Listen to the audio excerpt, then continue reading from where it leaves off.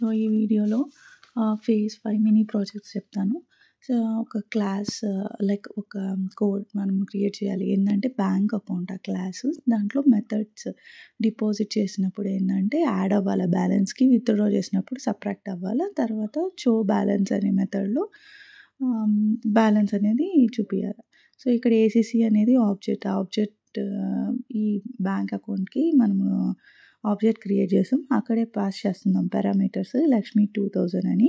Account deposit అంటే ఆ deposit మెథడ్‌ని call చేస్తున్నాం. సో, 500 ఇస్తున్నాం. ఇక్కడ డిపాజిట్‌లో ఏం చేస్తున్నాం బ్యాలెన్స్ అనేది మనం ఏదైతే అమౌంట్ ఇస్తున్నామో అది డిపాజిట్‌కి పారామీటర్ లాగా పంపిస్తున్నాము.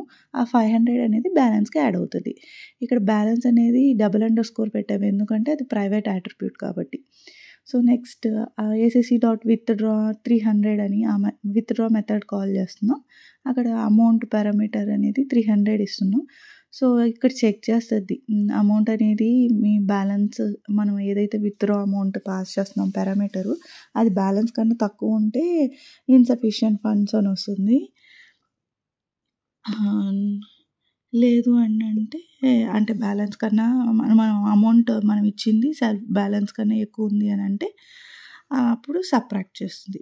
సబ్ట్రాక్ట్ చేసేసి తర్వాత షో బ్యాలెన్స్‌లో రిజల్ట్ అనేది వచ్చేస్తుంది. ఇప్పుడు 2500 డిపాజిట్ చేశారు. 2500 విత్‌డ్రా 300 చేశారు కాబట్టి -300 అవుట్‌పుట్‌లో 2200 వస్తుంది. సో, నెక్స్ట్ స్టూడెంట్ క్లాస్‌లో ఇక్కడ ఏందంటే స్టూడెంట్ నేమ్, ఏ గ్రేడ్ వచ్చిందనేది డిస్‌ప్లే చేయాలి. సో, 2 మెథడ్స్ గ్రేడ్ కనుక్కునేదానికి ఒక మెథడ్, రిజల్ట్ చూపియడానికి ఇంకో మెథడ్.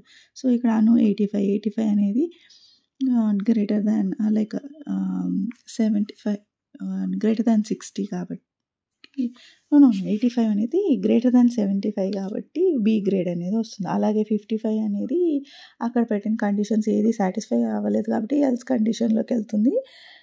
డి అనే గ్రేడ్ వస్తుంది. సో, అట్లాగా రిజల్ట్ అనేది మనకి చూపిస్తుంది. సో, దాన్ని బట్టి మన రిక్వైర్మెంట్ బట్టి మనము మెథడ్స్ అనేది క్రియేట్ చేసుకోవాలి. Thank you.